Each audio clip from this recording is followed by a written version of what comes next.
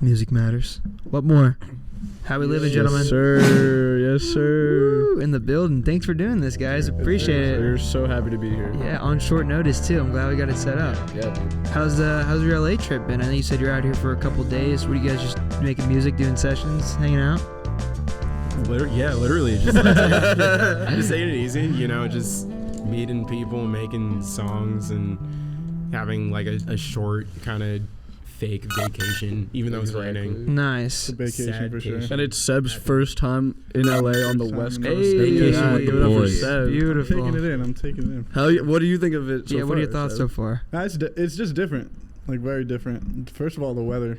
Yeah. We're having a snowstorm, like right now. And this is like a stupid cold day in LA. Like this is like a really cold day. But this is in still LA. better than Like, they were like, this is we great. came out, we're like, oh, it's nice, like it's raining, but it's nice, like 50 something. Like that's chill. What are New York summers like? Like, ooh, humidity. best time in the world though. What do you mean? Like it's like 40 degrees or? No, it's like 95 degrees. It's You guys get that hot too? Oh, it gets crazy. Hot. But it's like New York summer is like you'll leave your crib at like 10. Yeah. And like somehow you just won't come home till like 4 in the morning. Oh, that's and you're cool. out all day and just like sweat all like throughout the whole day, like just on your back. But then you get home and you're like, wow, that was so lit. And then It's you take humid. a shower. It's super humid, right? Yeah. So humid.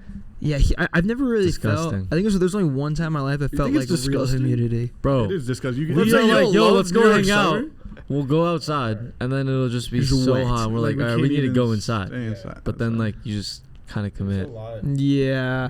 There's a lot going on. I kind of hate the idea of just being instantly fucking moist when you go outside. Yeah, no, that's it's not like like- At that's least here, I terrible. feel like you get into some shade and you're chilling over there. It's just not saving you over there for sure. I've only think I felt like real humidity one time, and it was when I had a layover in Florida when I was flying to Michigan. Yeah, I same was flying to New York, I think actually, or somewhere. I don't know where I was flying, but I had a layover in Florida, and I just had never felt real humidity. And I stepped outside, and I was just like instantly like, this is fucked. Yeah, there's something like really New York about the new project, I think, and just you guys in general, obviously all being from there, but I think it comes across sonically in a really cool way, and I think it has a lot to do with the variety of the music on the project. As I was kind of telling you guys before, that's one of my favorite things about it. Like, I think on a genre level, you guys all bring such different things to the table. Even in your solo stuff, none of you guys even make things that are like super on the nose similar. There's some different angle to all of it, a lot of it's hip-hop centric, or like there's some element of hip-hop within most of it at least. But it all kind of has like its own flair, and I think there's something that's very New York about that, kind of that like people from all these different backgrounds, even though they're from the same city, coming together in this cool spot and making all these kinds of music that vary in so many different ways. When you guys were making the project, were you like super conscious of the genre that every song was? Would you approach it saying like, we're gonna make a jazzier song today, we're gonna make a poppier song, or would you kind of just approach it in the studio and whatever came out was what came out, and there was not really any care to how it like the genre or the box that it fit in? Well, when we started, Mm-hmm. it was definitely, first, like, we all have worked together, and like we're all good friends, and I think we all know very well what ourselves and everybody else like brings to the table. So we kind of like, without actually knowing what it's gonna sound like, we kind of had some idea of like what could come out of it, and like, so I mean, when our first sessions, it was just like let's just try stuff, you know what I mean? It was like everybody take turns making something, and it was like, I mean, and everything was kind of going well. Like, we didn't really have any misses the first time. Like, we just like, I would try something like basically like we take turns sitting at the desk, you know what I mean? Yeah. And like it takes turns starting the idea. But you're all in the room at that point, and Absolutely. that's kind of We're what brings all- the energy to it. Gotcha. A couple times we went in like saying we want to make like a more upbeat song, but a couple times it took a different route. Like, we went in a complete different direction and ended up like just running with like how it was going. Yeah. It definitely takes like we had to have a bunch of songs first and see what came out naturally, and then be like, okay, now what's missing, and then like fill in the spaces and be like, okay, Yeah, that's interesting. I think like it's always cool to see like especially groups like you guys with so many different vocalists, especially when they come together in that way and they all have like different opinions, different tastes, and different musical things. Sometimes it's cool to see like the sum of the parts, because it's not always reflective of what the individual makes. Like, I think that's some of the coolest thing about like just any group with a large number of vocalists, whether it's a boy band or whatever, or even just like a rap group or whatever you want to label it as. I think that's one of the coolest things. It's like seeing the way that all of the voices come together and how they become like the sum of its parts. Because like I said, it's super sick how you guys all make things that are like not necessarily like, they don't sound probably what like a Whatmore song would even sound like. Whatmore songs definitely sound like nothing any of us have made. That's why I feel like we enjoy it so much.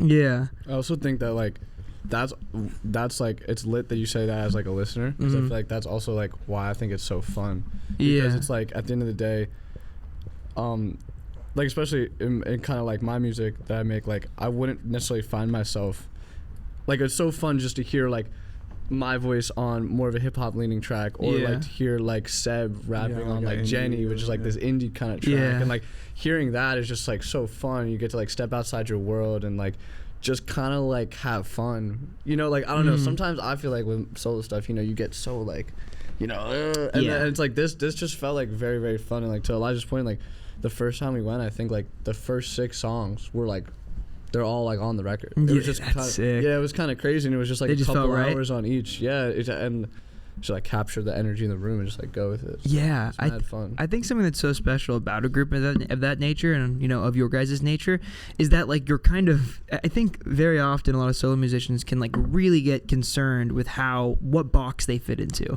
whether that be like rap or indie pop or whatever it is, you know, from an industry perspective and also just from like a personal perspective. It gets difficult to like want to fit in a box because it's, you know, more perceivably brandable or whatever. But when you kind of have all these different solo musicians coming together that are making different things, I think there's less concern for that box, because you guys being the brand, there's less of a concern to like, you know, make that outward sonic brand, really, because you guys have such a cool identity as like a group of people, which I think is that's kind of a cooler thing. I know you all have known each other for like years and years and years at this point, but I mean, you were talking about it before, but you mentioned that like you weren't always making music together, you weren't even always all making music. But talk to me about like how you met, and then at what point Whatmore became like a group opposed to just you guys making solo stuff. Was it before you put out solo stuff, or was it after? Yeah, it was. We kind of all met. We all went to high school, so we're all like kind of just homies, just like from either the lunchroom or just like music class, or we were all. Could you move the mic a bit closer to your mouth? Huh? Could you move the mic? Yeah. Thanks, bro. What's good, guys? There you go. That's chill. We were. We all went to high school. We're all in like a band of some sort. All kind of played jazz or classical. They were all playing like woodwind instruments. We met the first day of so we all were in saxophone class. Sick. We literally met the first day. Like this was like the day one high school squad. That's sick. Yeah. And I met Elijah even before high school, because we were auditioning for middle schools together. Jesus, just like nice. randomly. And first day of high school, I was like, "Oh, yo, you were at the Murrow audition, another high school in New York." It was because they did the auditions like in alphabetical order, and my last name starts with J and his is H. Yeah. So we would like every audition we'd be right like there. in the same room. That's dumb luck, bro. That's crazy. So it was fire. We used to, we would just be chilling. And then I remember kind of mid high school, like is when I was like, oh, I want to be a rapper. Like I'm done with jazz. Yeah. So we would obviously, LaGuardia had like a studio in the basement. So I would just like make beats with Elijah, or Yoshi would, make beats. And then a couple of us were in like a songwriting class in our high school, where we started leaning more towards like writing our own music and collaborating and stuff like that. But yeah, it wasn't until like I feel like after in college where we were like, all right, let's like fully lock in. Yeah. I mean, we've all like featured on each other's like solo projects. So I feel like we already had like that dynamic of like making music, but we haven't like all collectively ever really gotten into the studio and been like, we want to make something together. So I feel like it worked very well, because we already have that like dynamic as like a friend group, so it felt natural. Did it feel like how you expected it to? Not to say that you didn't expect it to feel natural, but there's always a difference between being friends and collaborators for sure. Yeah, I mean, we didn't really go in with any expectation of like how the music would sound like. We always talked about it. We should like lock in upstate in like a crib and just like see what comes out. And I mean, we did it once, saw what happened, and we just like decided to go back and with those like second, third trip, like close in and like actually make a project that feels like us, you know. Oh, sick. I was hella nervous. I was like, I remember being like, yo, this could be amazing, or this could be like so ass. That's like, real, yeah. Because like I feel like back to the genre thing. It's like, you know, I think we did a good job. Like I think it works and it flows. But I mean, you know, sometimes you listen to projects where I've made things where you're just like, you're doing too much. You know, like you're doing too much. Like, and I feel like I was worried about that. But yeah, I think it was really lit. I think, back to like the friendship shit. It's just like, we've been friends for that long. I feel like, I mean, Yoshi like went to middle school together. That's crazy. So I've like, I mean, we've all been friends for a decade. I've known Yoshi for like even longer. So it's like, it's just like when you can stand on that. I feel like it makes all the hard things like just that much easier. Cause it's like you guys are just, you know, the boys. There's also a real thing with too many cooks in the kitchen. Like that certainly exists. Like having that problem of like having too many folks on one track, or having too many folks or opinions or voices in the room at the same time. It can definitely create like some communication error. And I think that happens most often when you come together with somebody to make music on like a business level, like specific shit. That's very different than what you guys are doing. Like, you guys grew up together. It's very different. You were very clearly friends first who had developed a style of communication, and you know that style of communication was effective. It was why you were friends. So then when you go into, you know, I don't even want to call it like a business thing. It's not even like, I guess that's not really even way to like, that's not even really what it is. But it's like when you come together on like a more serious tone or a more serious note, I suppose, I would imagine like communicating would just be easier because you did it for so long as friends. Yeah.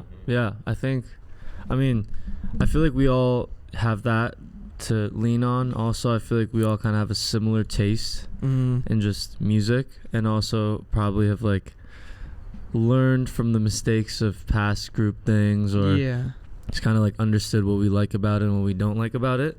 So we could kind of look at it like in a very like technical aspect, as well as, you know, just like the feeling of the music. You know, the feeling always came first, but like we were definitely like analyzing, figuring out, even down to like whose voice would sound good on it, you know, like not just like the subject matter or like rapping or singing or whatever. It's like, you know, like we've done a lot of moving around pieces. Like Jackson's written something, laid it down, and then Cisco like ended up, you know, singing it, or Seb doubled my melody, or I've sung Seb's melody and stuff like that. Which is like the first time that's ever happened to any of us as artists. Like I don't think we would ever like rap I would never write like a Cisco hook. Yeah. Like I would never like be like, yo, you should take this over, but then it like, you know, it like works out. But like we're like, finding like what works. But that's what's fun about it. It's like you're just like, oh shoot. Yeah. Have you started doing that? Like, have you started like being like, okay, I'm gonna write like a Cisco hook or a Jackson hook? I don't think so. It just like happened. Like, I feel like that's a testament to like jumping into maybe like another world a little bit. Like there's this one song, Empty, which is what we're like talking about, where like I would quite literally never ever in my soul, like, not because I don't love it. It's like actually probably one of my favorite hooks I've done, but it's just like it's just one of those things where like I wouldn't find myself in my solo stuff. Interesting. Right now, be on a song like this, but it just like I heard it. I heard what like it sounded like, and I sang it, and it just didn't really fit like my voice, because it's just like not something I would do, and like it fits Cisco voice so well, and then I'm just like, let's go. Like I don't know. It's just like I don't know, and that's what's fun for me, because I'm just like, oh, like this wouldn't have really happened, at least if we weren't like doing it together, and like I don't know, like I think that's like super exciting. That's one of the coolest parts about it, I think, too, is like, you know, even if you do this for a million years as a solo musician, there are just simply limitations to what one can and cannot do. You know, those can be broken through, but at least like, you know, in the present moment, everybody has their strengths and their weaknesses and whatever. But that, you know, that idea, like if you write something, you're like, this is really sick, but I can never sing this. You know, maybe Cisco could, or you're like, this is really sick, but I can never rap on this. Maybe Yoshi could. Like that, there's something really, really cool about that. Not even just in a musical sense, even just like a friendship sense, because it's like you're quite literally lending lines to somebody else. There's something really cool and selfless about it. It's almost like the same feeling you have as being just like a songwriter for somebody else, but you're part of the project. Yeah, it's really sick, man. No, yeah. And I think also like I can't wait. I don't know how we're gonna do. We haven't really talked about this, but I can't wait to like have like there's verses that Seb, it's also because how it happens is like someone's at the board, makes the beat, and then it's just like everyone writes a verse, kind of basically. Like, Yeah. And then we kind of choose like, okay, we can't have 5 verses on the song. So it's like, some things get taken out, some things just don't fit, whatever. But I can't wait to, whatever it's the deluxe or the bonus or whatever, like to hear all these like secret verses. Like Seb has verses on like some songs that didn't make it or like whatever, or like vice versa and things. And like the version of me singing on Empty is like cool. I don't know. I feel like that could be fun things that like people could hear one day. Yeah. And just like build the world out even more. Also, it's like you would like Go is another example of like, I don't know if I'm like, I guess like because I make more indie music, like people might assume, oh, guitar, like that's probably Jackson's bringing that, but it's like on Go, like Cisco made that whole beat, and it's like probably the hardest rock one on the album, and like that I think is sick too, because it's like whose voice is that on the hook? I was trying to figure that out. I don't want to go. Oh, it's like all. Yeah, it's a gang. Kind of all. It's a gang vocal. Yeah. Oh, okay. Yeah, we're all saying it. Okay, basically. sick. Yeah. We stood in the back of Cisco's crib.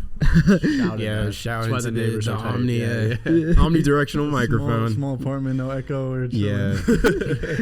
Yeah, that's sick. On a, I guess not even on a songwriting level, but like on a production level, like Elijah, when they bring you a song, does your brain ever go to like catering certain parts of the production to a certain vocalist? Like, are you ever like, I'm going to have this part drop out in this verse because it's going to fit Cisco's voice better, or something like that? Or are you kind of just attempting to make like what you see as the Whatmore sound through and through? Well, we definitely like all, especially like dropouts and stuff like that. Like we all are kind of in the room, like I'll like mute something or like when you feel it, I'll be like, oh, let me hear it without the bass, or let me hear it, everything comes out for that side. You know what I mean? Yeah. So like that's definitely like very much a group. Like let's try this, let's try that.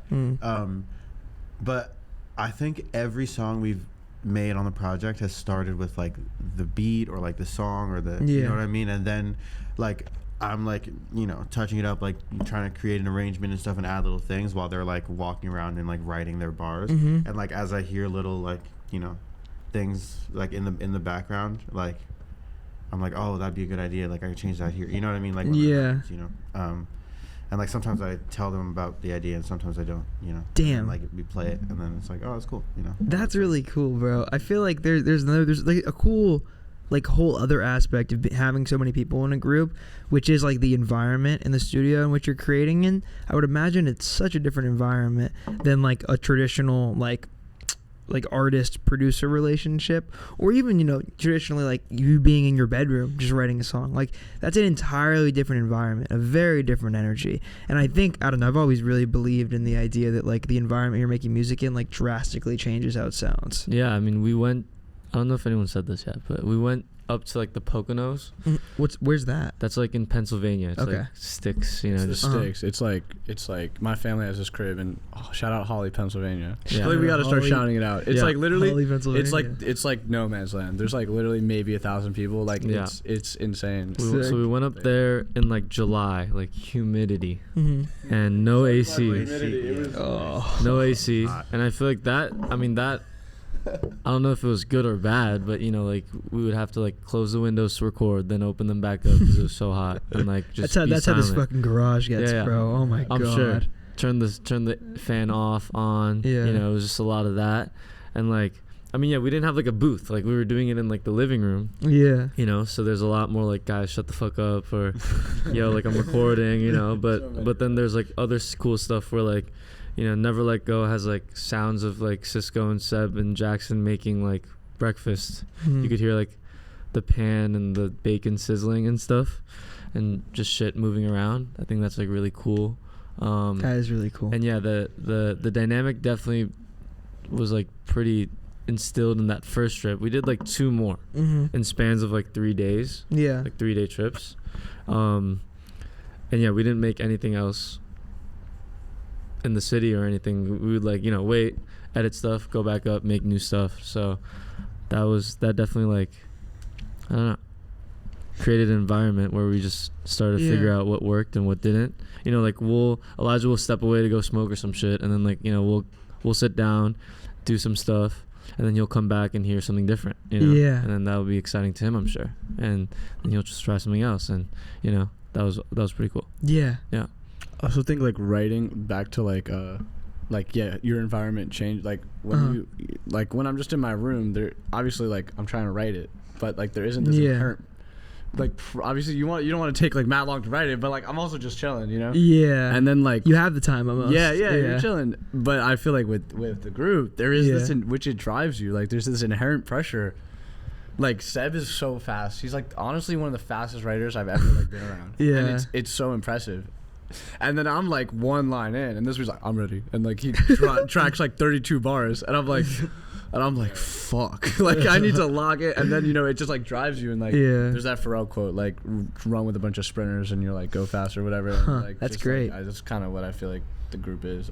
Run with a bunch of sprinters. I'm botching that quote, but I like that. What is that? Right? He's like if you run something along the lines of if you run with a bunch of really fat like sprinters, then you'll naturally like be fat, like start running faster. Like, so, I mean it's like the idea of you are who you're around, pretty much. Which I think there's so much truth to that, especially in a group setting. Those trips to Pennsylvania are super interesting to me, mostly because that's like a really cool visual, but also just because like I feel like a lot of albums that go on to be very revered albums are albums that people take trips or go away or get out of their normal environment to make. I have a couple questions about that. But you said you took 3 of them, right?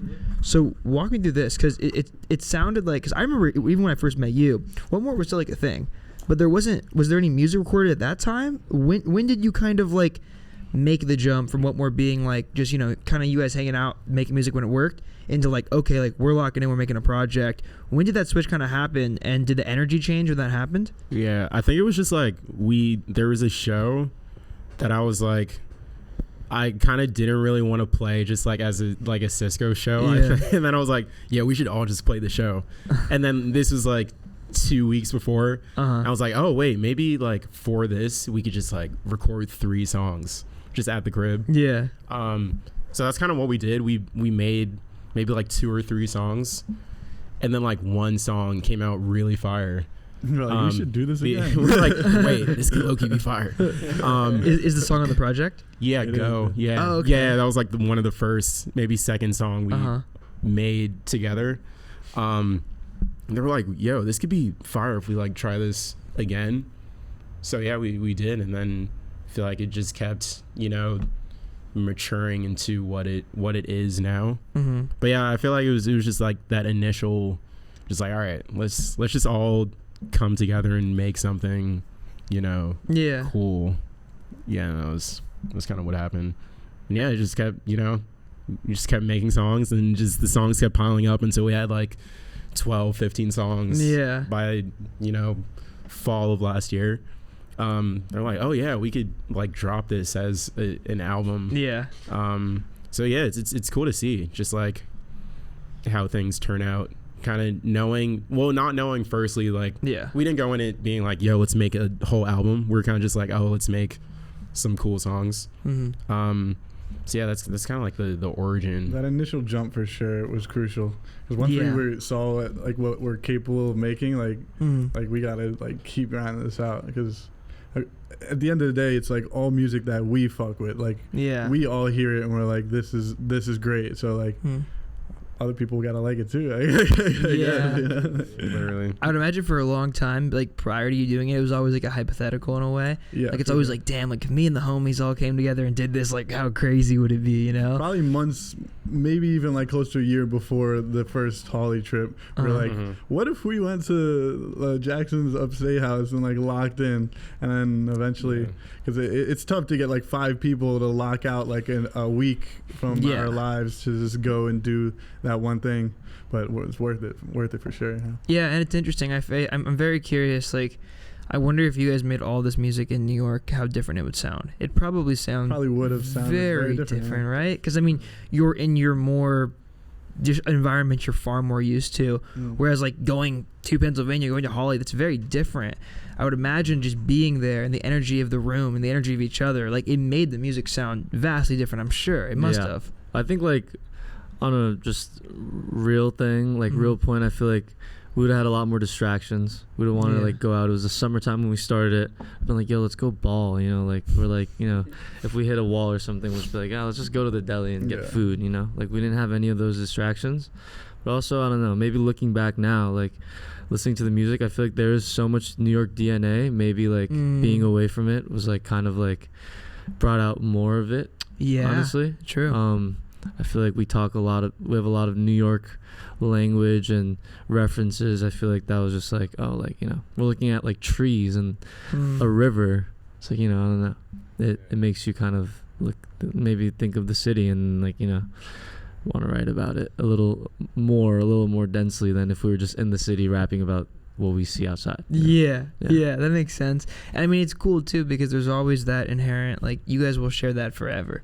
Like, we'll always share that you're all from New York, and it's a very important, it seems like it's a very important part of all of you. I mean, all your guys' solo music is very New York. Yeah. So, like, I would see how that's kind of in the blueprint and how you almost couldn't outwork that no matter what. Yeah. Doesn't matter where you go. You could go to, you know, anywhere in the world, and there would probably be some element of New York within this music because it's so ingrained in you guys, you know? Mm-hmm. Did you grow up in the same, I know you said you all went to the same high school. Did you guys grow up in the same, like, area of New York or different areas? Like, different areas. Me and Elijah and Seb are from Brooklyn.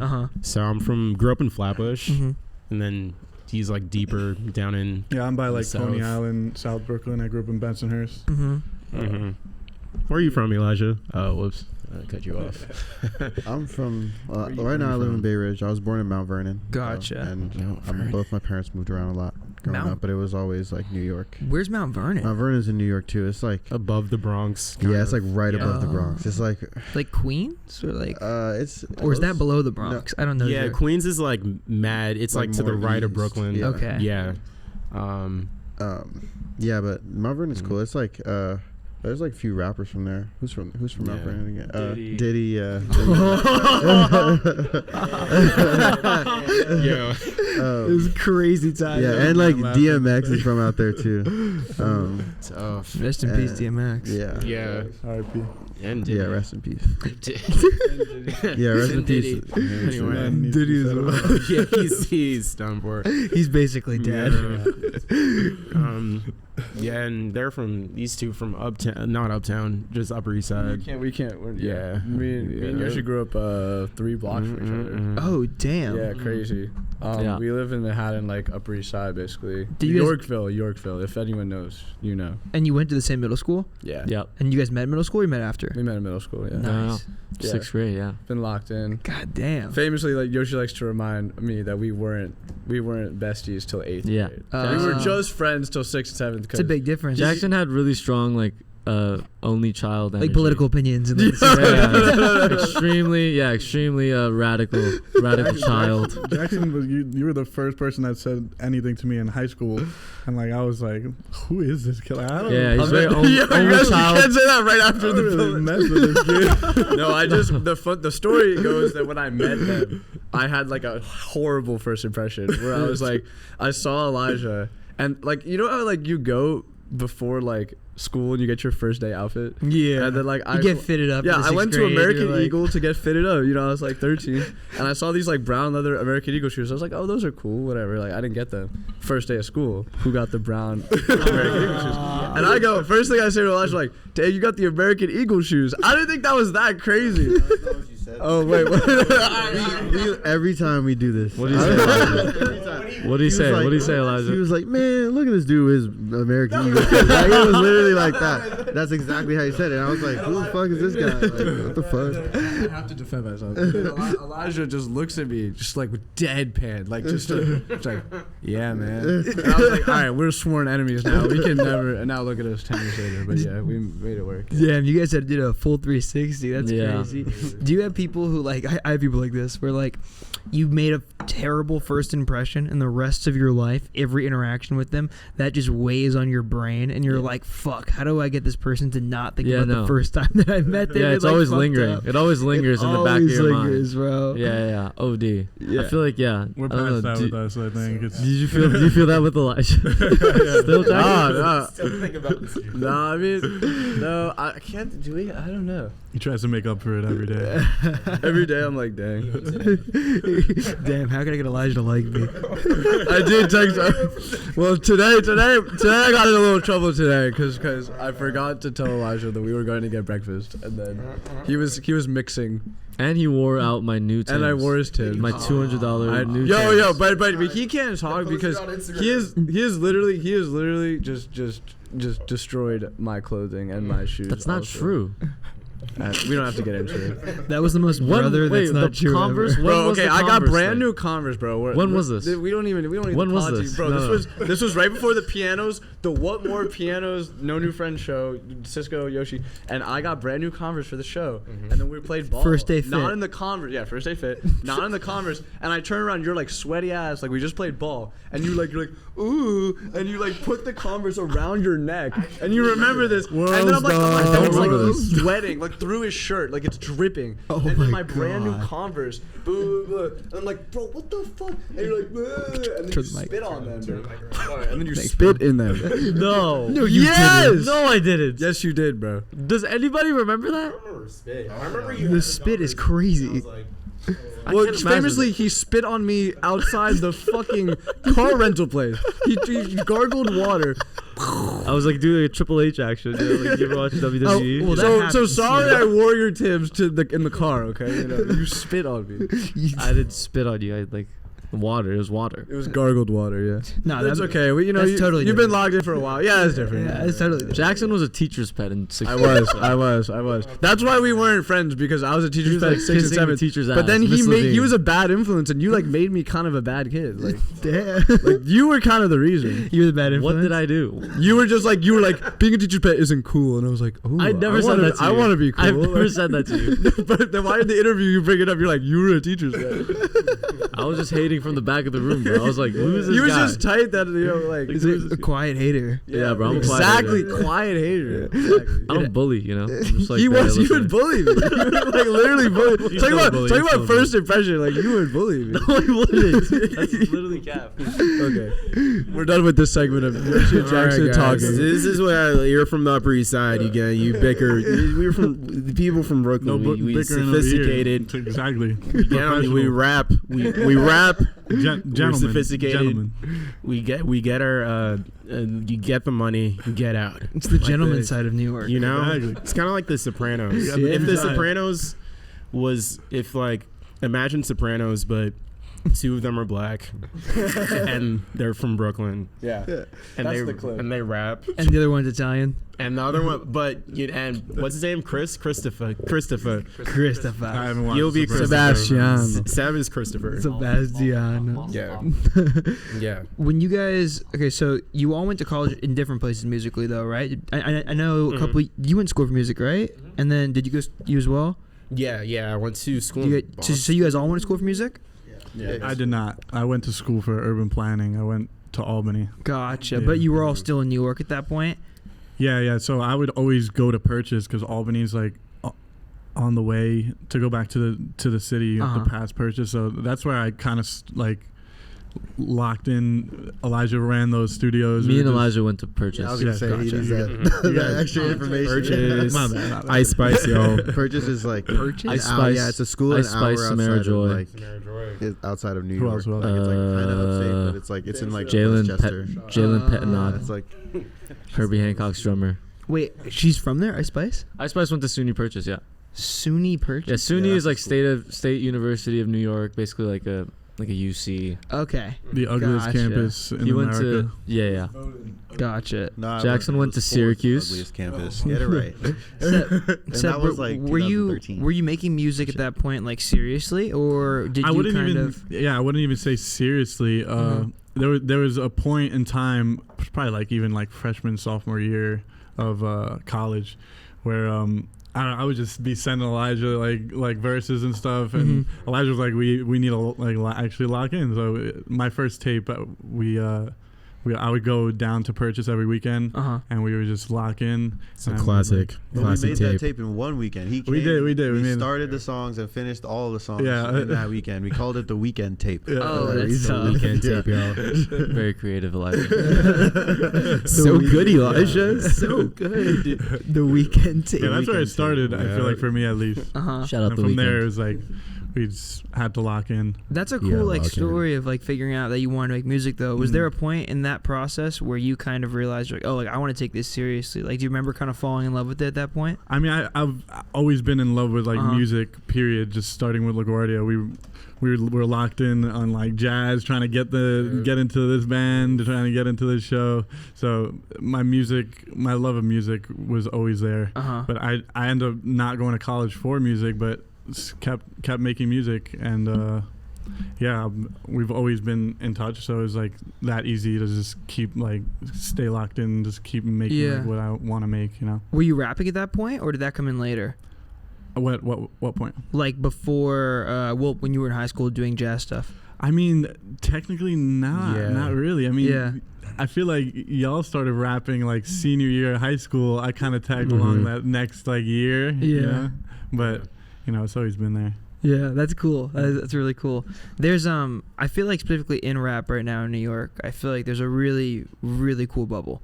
Like I feel like I've seen a lot of rappers in the past 2, 3, whatever years come out of New York, and it's developing like a real. I mean, not that it hasn't always had like a localized sound. Hip hop started in New York, but I feel like specifically there's been like a more modernized version of like whatever you want to call like, I don't know, post-Earl rap in New York in like a really sick way. And I feel like there's like all kinds of names coming out of there right now. They're doing really cool shit. Like Life of Tom's a name that's really cool. Like, I mean, there's all kinds of them. But kind of being there right now, like, do you guys feel like the inspiration in New York right now that you've been getting from your musical community is different than it's been in the past? Like, walk me through like what you kind of think of the scene in New York right now and how it differs, you know, today than it might have when you were growing up. Life of Tom. Goated. Just Lordsko. Shout out Lordsko. they just feed us bars, knowledge, advice, and so much. They just feed us like keys to they success. just be cooking it for us. Whatmore is just Life of Tom bars. It really is what it is. Honestly, life is I just Life wake of up Tom. and I just want to be Lord Sko when I grow up. Like that's Lord my goal in life. Wise Boy Jeremy is from Jersey. Trevor is sick. Trevor Spitta. I didn't know Trevor's from New York. Trevor's from Jersey. Oh, okay. But you know, very like But up there, yeah. yeah, you know, Super George tough. Washington Bridge, Yeah. Tri-State. Yeah, there's definitely a lot of people that Haji. were just Haji, yeah, Haji Haji Gaviota. Gaviota, yeah, He's absolutely, super tough. amazing. Played a show with him. What'd you say? I played a show with him in 2021. He's super tough, dude. Yeah, Amazing. He's doing his thing right now for Yeah. sure. And then there's you know the obvious like Mike, Yeah. and just Mike. You know. I feel like a lot of it is like a Cut post this one out. Mike Cut way, the Mike which glaze. is sick. We glaze. These boys love Mike. Just I want everyone to know I love Mike too. I love Mike, man. No, we all love Mike. We're cutting it's this just part funny. out. They're like they're just like they're like we all love Mike, but you guys don't like to glaze. Like you guys, whenever you glaze, you're like, Joe, we don't. Wait, this is I feel like the thing about New York. I don't know if it's. I love It's like play it glazing. cool. Yeah, I'm a glazer. Yeah, I'm like, me too. I love my Mike. I just Yeah. feel like it's like in being in the city. Like New York is such everything is such close vicinity to everything. Yeah. So it's like you're like in the like you're in the same place where these people hang out, go It's out. hard not to hear about it. You know what I mean? So it's just like you just gotta play it cool sometimes. You know? Like, Yeah. you can't be Yeah. too outwardly glazing on the internet, bro. You know, like it's They like, are the ghosts, I but see they are them the on the ghosts. street. You know, Yeah, but yeah. Tom and Sko and a lot of the other they're like kind of more of our like peers, Yeah. contemporary, like so. I show mad love to them and stuff, but The Mike thing is interesting though. I will say, just because it feels like a lot of the stuff like rap wise that comes out of there is like very much like I mean I don't want to say inspired by it, but it's it's in a similar vein, a lot of it, which is really cool. You can see the influence.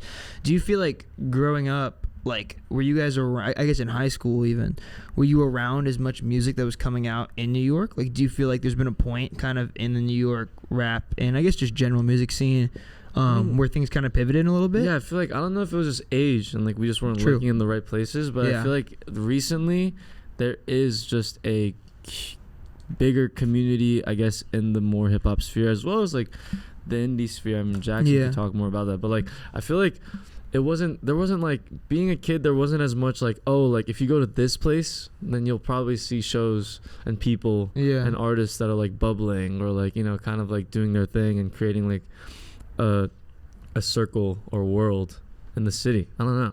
I feel like we were, if anything, it was our friends that were doing a lot of that. Like like they were like, you know, there was like, I don't know, like rock bands, alt bands that like we were all friends with, and like they were doing a lot of very DIY shows, whereas now it feels more like the world is seeing it a little more. Maybe like people are connecting the dots and being like, oh, this is like a thing that's happening. You know, I don't think there was that happening. I think a big aspect of it too that like we might miss is literally turning 21. Like has a lot to do with it. Like when, you know, in high school you kind of have to make your own like place to have a show or like find a place like number 72 or something. Like we have to like find a place where it's like it doesn't matter that you're under 21 or that other people, you know what I mean, like because like all our friends were coming to our shows, you know what I mean. So if we go to a over 21, like you can play if you're under 21, but like no one's gonna be there because, you know, your friends are your fans at that point, you know. And then, you know, but then once everybody's over 21, it's like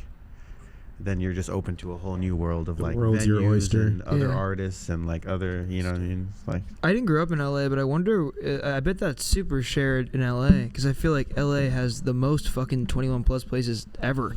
That like shocked me when I moved here, like realizing just how many places are like not all ages. I think there's a real lack of that, honestly, and that's something that I kind of hate, and I wish there was more of. It feels like there's kind of not, for a city that's this big, it feels like so many of the spaces, one, either not accessible in the slightest, or two, they're just like all age, they're like not all ages spots, and they never do all ages shows. I feel like that would make a huge difference in a kid growing up here and how they look at the world musically. I think also, and this kind of plays into that, like we talk about this a lot, like going to an arts high school, giant pros, obviously. I mean, we all met there, we all like fell in love with music very seriously there, you know, like all that. But I think anytime you're going to and this might, I'll speak for myself, like anytime you're going to a school, like it is ironic that like we all went to school, maybe except for you a little bit, but even what you're doing is different. Like we all went to school, like Yoshi did classical clarinet, I was like jazz saxophone, they were saxophone, like we're doing completely different things what we went to school for. Cisco was like playing drums and piano still, but like I think that like when you're in that environment, it kind of like puts you in this it kind of puts you in a box. Like I'm sure Professional music. I'm sure in 2014 there was, I'm almost positive there was cool shit going on in New York. I think we just probably weren't as tapped into it. I think because we were probably we were tapped into the bubble that we were kind of in, which was definitely leaning more jazz. I mean, we were at Dizzy's, we were at Vanguard. I remember going to Smalls and shit, which I like wouldn't trade for anything. Like I learned so much about that shit, and I still love jazz so much. But I think like, I don't know, when I hear like Odd Future, old, you know, these old tapes, and like hearing them talk and shit, and we talk about how young they were. We talked about it last night. We were like in the practice room playing saxophone at the age when like Tyler was like dropping his first albums. Like it's just like skate tapes. It's like it's like fucking crazy. And I don't know. I don't know if that has to do with music school and kind of like, for example, like not being in music school and then just kind of like finding your, you know, that kind of forces you, because we kind of had a scene because we're in this structure, but when you don't have a structure, it's like kind of forces you to find your own way. I don't know if that plays into it, but I think about that often because I'm like, what would have been like if because like specifically for me, like looking back, like I always loved songwriting. I always loved, like, it made perfect sense, like where I landed. But like I went on this kind of weird journey to get there. I don't know if school played a part of it, but it's something I think about. So yeah, that's super interesting. I think that makes a lot of sense. I would think that, I mean, my example of this is hearing people talk about their experiences going to like you know, mostly music school on the East Coast, like on a collegiate level, like whether it was Berkeley or wherever, NYU, whatever. I think I've heard a lot of folks talk about how that didn't necessarily play into the practical application that they put into their music. And not to say there's anything wrong. Like, I think knowing theory is good for whatever genre of music you play. It is literally beneficial to any kind of genre, anything you do in this industry, 1000%. But I think there's like a level where the hyperfixation on that sometimes can like take away from the authenticity of songwriting sometimes. I think you really need a very, very specific blend of both. I think the, you know, generational artists are always the ones that I think blend the two worlds most effectively. And I've definitely heard from a lot of folks, I guess primarily in like the pop lane and maybe the singer-songwriter lane, that like went to school for music and kind of felt this thing where like they didn't feel like they were in place because so much of what they were learning was about like the sonics but not the storytelling, or like the very specific elements of the theory, and not really talking about like, you know, songwriting, authenticity, lyricism, whatever. And I guess that's kind of two sides of the same coin. Like you kind of got to have both in a weird way. Yeah. Yeah, I think it's definitely getting a little both. I mean, I remember in school it was like just going to like Berkeley and being around kind of just like either the jazz heads or like the really killing like gospel musicians. Yeah. And they would like not be hip at all to like indie or alternative music. I'd be like, yo, this is like killing. Like this, you gotta lock in. Not even because like that's where musicians usually make money and go on tour. Yeah. I was just like, oh, this is like a, you know, a polar opposite, but it's really, it's important music to, you know, have in your bag and be able to create and incorporate into the music you write. So it was definitely just like a mindset, a good mindset to have, just being able to, you know, lock into different sounds and genres and, you know, things, which I try to do kind of early on. Even though I do love theory, and I'm like I feel like I'm a nerd for certain things musically. Yeah. You know, this guy, I try, you know, whenever I'm trying to enjoy my favorite song, Facts. just like be in the car driving, listening to my favorite song. Facts. He's literally is just naming numbers. Can't say everything you said. Actually, yeah, this kid's in the car, just like He's like five, Rain flat Man. three, He's like four. 5, 3, 1, Listen to my 4, fifth. 4 flat. Yo, what chord was that? The dissonance. Yeah. Which is fire. Like, I mean, bro, he's like a prodigy genius when it comes to that. And like, I think like theory. I think what makes you such a great musician is that you have both. You have that. Like you clearly have. Like not adding 100%. anyone specifically, but there are a lot of musicians I'm around who have the theory and have none of what you were talking about, which is like just the feeling and the songwriting and understand 100%. that, and like you obviously have that. I think that's what makes you fire. Thanks, Jackson. But yeah, it could be really frustrating when you're in a session with someone who doesn't have that, and you feel like, especially like where I come from, I'm just like, yeah, like that is that. You do feel just like completely kind of ostracized a little bit. You're just like. You're like, what? Because all of my favorite bands and artists definitely did not know anything about anything, you know. Like, but I mean, like, I mean, I went to music school, so I know all that. I know all this stuff, and still, maybe not as well as you. Back but to I the know Whatmore sessions. Yeah. I feel like we, you know, a lot of times when we create, if like me, Jackson, or Elijah or Seb would be on the board, like, if we needed anybody, if we needed any help, you know. Got this guy. We call him. Just kind of like helping realize the ideas. So that was cool, you know. Yeah. A lot of times, you know, what might take like 20-30 minutes for me to figure out, you know, he got that down. So Yeah, I think it's one of the coolest parts of theory. It's just like shortcutting things. It's like knowing why what you like sounds the way it does and knowing how to get back there. Yep. Sometimes I think it can like eliminate the flash in the panisms that happen.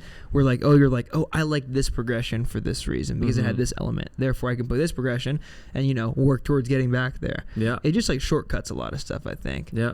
Yeah, it's so fascinating, bro. Like trying to balance the two worlds. I think I've heard from a lot of people who went to music school that like felt like, well, honestly, I kind of feel this way, but I think not to discredit anything that it takes to know a ton about music theory, because it's a lot of work and it's very, you know, hyper specific. But I will say, I do think there's, I mean, correct me if I'm wrong, you guys would definitely know this better than I would, but it feels like there's a level of it that certainly can be learned in school, and there's certainly like an intangible level to songwriting that like I don't know if it can be taught. I think it's a harder thing to teach, like authentic storytelling, be able to really like make somebody feel something. That almost feels more catered and experience, don't you think? Yeah, you definitely just gotta listen to like real life music. Like not like, I don't think like a 57-year-old professor with a ponytail can teach you how to like write like this song. You know, you gotta just be listening to fire albums and going to shows and seeing how they're actually doing it in life. You gotta live like what you said. Like that's so real. Like just Yeah, I think my songwriting like got a lot better when I just started realizing like I don't know, in the beginning you're trying to be cool. I've heard you guys kind of talk about this with rap too. Like in the beginning, like everyone's on their lyrical spherical like shit, you know, like which I thought was funny when you guys like say that. But it's like you realize that once you start being honest. Like there's this Mavi line, and shout out Elijah, he DJs for Mavi, just a little plug right there. Mavi's fire, man. That was like a That was like a West Side Gun ad-lib. What was that? Anyway, the Mavi line Bro threw a West Side Gun ad-lib in there. is I can't write all the time because I can't lie. And I'm just like, oh, wow. it's like, yo, that's facts. I don't know, Bars. just invite bars. Whatmore Damn. knows bars. No, but yeah, like That is really good. being honest, it's like, and it doesn't need to be like, you know, the most specific like thing and like whatever, but just that's what songwriting I think is about. what like Cisco was saying is important. Like we all like listening to music is very, very important. I feel like that's how we all like got this sound that we all mess with. Like, I mean, I used to listen to just a lot of rap music, but like Jackson will put me on to like an indie song that I'll mess with, or like I don't know, like Cisco like will put me on to like an R&B song. Like it's just That's all I'm good for. All I'm good for. Yeah. By the way, I'm literally the it's like the token indie. No, but what I would say about the album is like is that what would you say about the album, Jack? No, is that like if we weren't as open minded, all of us in our taste, it wouldn't work. That's what I mean. Like I fucking love hip hop. Yeah. I fucking like I was 12 listening to fucking Eminem, like everyone, you know what I'm saying, like and everything, from then on. And you guys all love indie, like you guys will. It's the joke for the interview, sure, that I might put you onto indie music, but like Cisco and Elijah have definitely put me onto so much indie music, and I've definitely put Cisco and them onto hip hop that I've listened to. You know what I'm saying? Like we all like that shit, and I think if I was like, nah, I'm just trying to like write singer-songwriter music, like Whatmore wouldn't work. If Seb wouldn't fuck with indie or whatever else, like it wouldn't work. So I think we love that shit. I think we all love that shit. And I think it makes all of it better. It rounds it out in like a way that I think really makes it special. And I think that has like a lot to do with the track listing, because like you'll have a song that's way more like catered in the world of hip hop production wise, and then like one of my favorite moments in the song or the project is White Subi's name of the song, I believe. Yeah, that's one of my favorite moments on the project. That and Jenny I like a lot too, because it's like I really like how they're sandwiched between like more rapidy songs, and it's like it kind of makes the project get this flow where like I mean my first listen I really didn't know it was coming next, which is something that I think is very rare for an album. And I think we kind of aim for that, like that like roller coaster of like where is it gonna go next. The sequencing of, like about it, were you guys, is that something you did when you were in Pennsylvania? It's not final. Oh, it's not. Don't start a fight right now. Yoshi Don't start a fight right now. Wait, this is Yoshi. Yeah, this is Yoshi's question to answer. No. Don't give him anything. Do not give him anything. I mean, I just answered the question before. Thank you, Dante. Thank you. The sequences is very meticulous. Genius. It's like a lot of notes app drafts and a lot of just being wearing so many helmets, wearing so many masks. Yoshi's am I the so listener? good at track Am I the, listing. am I the creator? So many math. Yes. So many maths. So yeah, man, I'm just so glad that they love the track listing. So I'm just really glad that it worked out like that. I mean, big ups, guys. Thank you, bro. Thank you. Track listing's fire. Yeah. Thank you so much. You're welcome. Was there another question? I guess kind of on that note. When you were up there doing the album, was there a lot that was left in the cutting room floor? Like, were there a lot of tracks you made that didn't end up on the project? We probably have a whole other album of songs that have not made it. Like 5 or 6 other songs. There's like 8. There's more. 8. I mean, there was even songs that aren't even like on the untitled secret link. They're just like in the.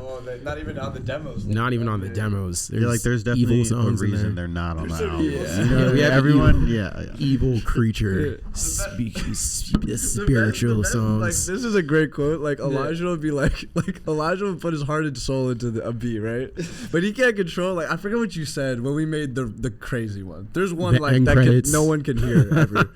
We shall overcome part 2. Like Elijah makes this like hard ass beat, and then when you sit, you're like, you're just like, of course y'all would do this. It's like just start rapping about just dumb shit. Yeah. But that had to happen, you know, like to get the good shit. Mixing this incredible Mad Lib-esque thing, and you guys are like, Yep. just rapping about some bullshit. I'm so down. It's a Isaac song gives us called 100 "We Shall every time. Overcome" Part 2. Is there a part 1? There's a part 1, guys. It's a part 1, guys, and it's a secret too. It's a secret. That'll never come out ever. Sorry, guys. We shall not overcome. Yeah. We're not Are these the only 2 cameras? I'm just making sure I'm pointing correct. There's like a hidden one up there. No, I'm just kidding. Whoa. Oh. Yeah, no one heard that, right? Did you guys instantly know like which ones were gonna be on the project? Obviously, like things like "We Shall Overcome" Part 2 were never ever gonna be out there. But were there any songs that you were like kind of debating back and forth on, like trying to figure out which one would go on the project and which one wouldn't? Was that like a bigger conversation? Yeah, there's definitely some locks. I feel like we talked about it like the first time we went up there. Yeah. We made like some locks. Like we knew this would have to be part of something. Also, I feel like just to get back to being serious again, guys, I feel like we had to commit early on to just kind of understand what this was gonna sound like. You know what I mean? Like, what do you mean by commit? Like commit to some of the songs. Okay, like yeah. kind of like, you know, like we came out the first trip with like 6 really good ones, but like, you know, like if we kept being like, oh, like we could just make more, and like, you know, these might not even make the album, blah blah blah. If we kept thinking like that, we might have made, you know, I don't know, might have kept chasing over and over again that high energy one, that alternative punk one, or you know, like we probably would have kept making those things, trying to make them better and better, but like just us committing to those songs, being like, okay, we have this, like these are kind of the flavors, maybe like we could kind of like expand on that in another song, or we could, we have enough of this, we'll move on, you know. Like I think early on, I don't know, we just kept, we were pretty committed to a batch of songs, and then everything around it and the next trips were kind of complementing that sound. Interesting. Yeah. So you almost like developed, you're like, we're gonna play with these soundscapes pretty much that like existed in the first 6 songs, and then from there you went and you made, you know, the rest of the complementary pieces to kind of like sit around those. Yeah, I feel like, I mean, like early on we knew that, you know, something like Jenny was a must, you know. We didn't know that it was gonna be Jenny, but like, you know, something more that leaning with the hard like drums, guitar with, you know, like some rap, I don't know, that was like a cool mix that we like always thought about would be really cool, as well as just like straightforward stuff. Maybe Empty is like more of an R&B leaning one that like we all fuck with. I feel like that was one that we had to make, or like, you know, just like a lot of the songs in the beginning we were like, yo, let's make a like a trap one, or let's make a like a, you know, like this is for the shorty song, you know what I mean? Like that, those were these were the exact words that were being said before we started these songs. It's the club, like this is, we're in the club, you're in the club, and you know, something that the shorties can just enjoy, you know. Sometimes you gotta make songs for the dudes, like dude songs. I mean, and we have songs for everyone, but you know, you got the dude songs, you got like like I'm a dude, like dude. You got any like examples? This album is never coming out. This album is actually never coming out. Take that out. Yeah. No, but I understand what you're going for. Yeah, I mean, honestly, because there was the truth is, in the beginning when we made Empty, me and Cisco really liked that song. And they were coming for it. Well, because they were like, maybe it could get cut. And me and Cisco were like, yo, this is for the shorties, bro. Like, we need it in the cut. It's for the club, right? We need it in the cut, They're bro. like the shorties are at the crib. They're pre-game.